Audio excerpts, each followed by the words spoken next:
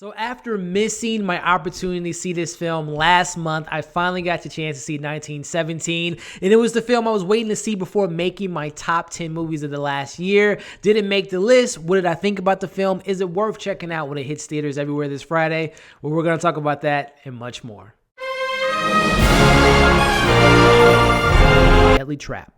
What is going on, everybody? Elliot back again from Movie Files, talking about 1917, a film I was very excited to see, and I'm very excited to share my thoughts with you all in this movie review, in this non-spoiler review of the film. But before we dive into it, for those that are new to this channel, definitely consider subscribing to this channel and hit that bell while you're at it, so you can stay up to date with all my latest movie reviews, TV reviews, unboxings, and giveaways. And if and when you've seen 1917, I want to know what you thought of this film. Let me know what you thought of the direction, the cinematography, the performances. Let me know your thoughts in the comments. Let's have some fun discussions down there. So let's just jump right into the positives, starting off with the acting. You know, you have these two actors, George and Dean, who I'm not too familiar of their work outside of one of the actors I saw in Game of Thrones and most recently on Netflix movie The King.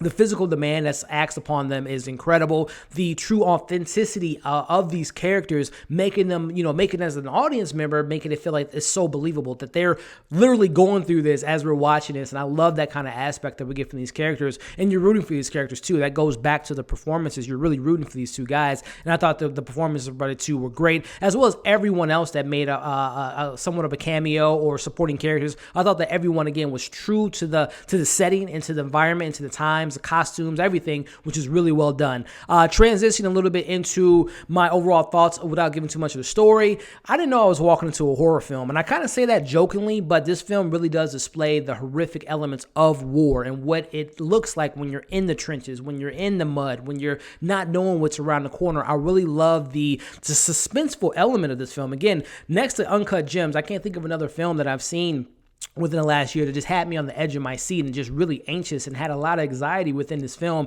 And that goes into the, obviously the performances that were given, and also, like I said, the environment that we're in, but also goes into the writing of the film. This was a co-written script by the director, Sam Mendes, who briefly, let's give Sam Mendes a little bit of props here. I know a lot of people might know or might not know, but this guy's filmography, starting off with 1999's American Beauty and transitioning to Jarhead and Revolutionary War, Road, and from Skyfall and then into this. I mean, the guy's a great director, and he's showing all his skills in this film. I mean, I will not be surprised if he is not nominated for Best Director when it comes to Oscar season. I mean, the directing in this is just masterful. I mean, this is all his skills are out on display in this film, and I can't wait to see what Sam Mendes has next on his agenda as far as films go. But this is definitely peak, top of the game, high level directing by Sam Mendes. And again, I will not be surprised if his name comes up in Best Director. But also, let's talk about some other stars in this film.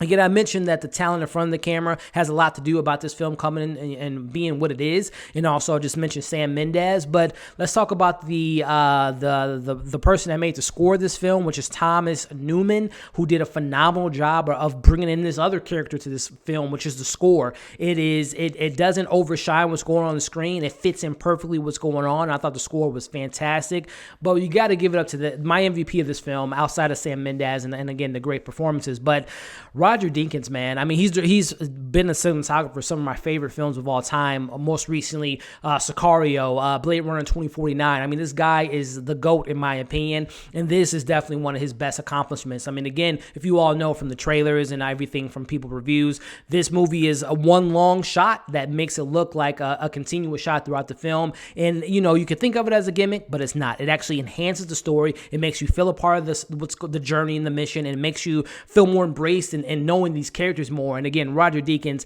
he got his trophy finally 2 years ago on Blade Runner 2049. I don't know if he's going to win it again, come this Oscar season, but I think he deserves it because that film is gorgeous to look at, and particularly without giving too much away.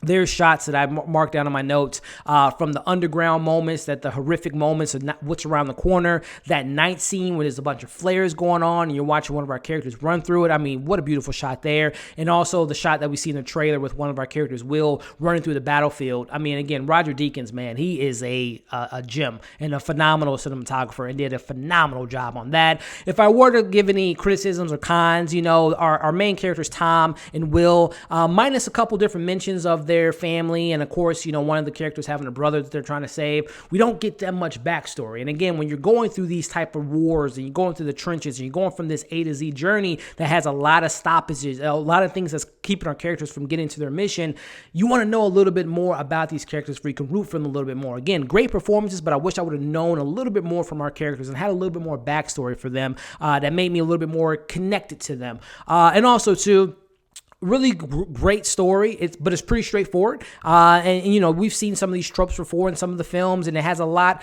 not a lot, but it has some convenient plot points that helps our characters get from A to Z, which is a minor thing. Really, the biggest thing for me was the lack of character backstory for our two leads. But overall thoughts, you know, I can see this movie being nominated for Best Picture, Best Director, Best Cinematographer, and Best Score. I don't know if it's going to win any of those, but I definitely see it being nominated.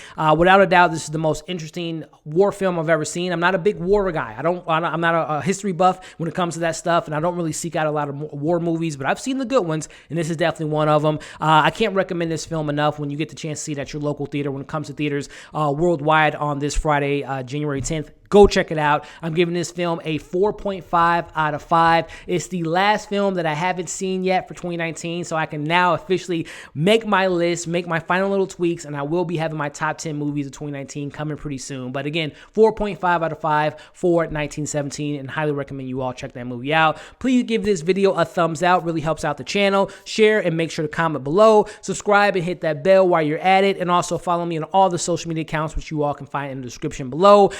Currently, right now, I do have a giveaway going for the Joker, so check out that video so you can see how you can win that movie. Also, check out my top 10 comic book movies of the decade, top 10 horror films of the decade, and my favorite shows of 2019, and coming pretty soon. Again, I had mentioned it, top 10 movies of 2019 coming pretty soon, and also my most anticipated movies of 2020. And also, I will be seeing the movie Underwater really early, so I will be giving you guys a review on that pretty soon. So thank you all again for watching this review, and we'll see you in the next video.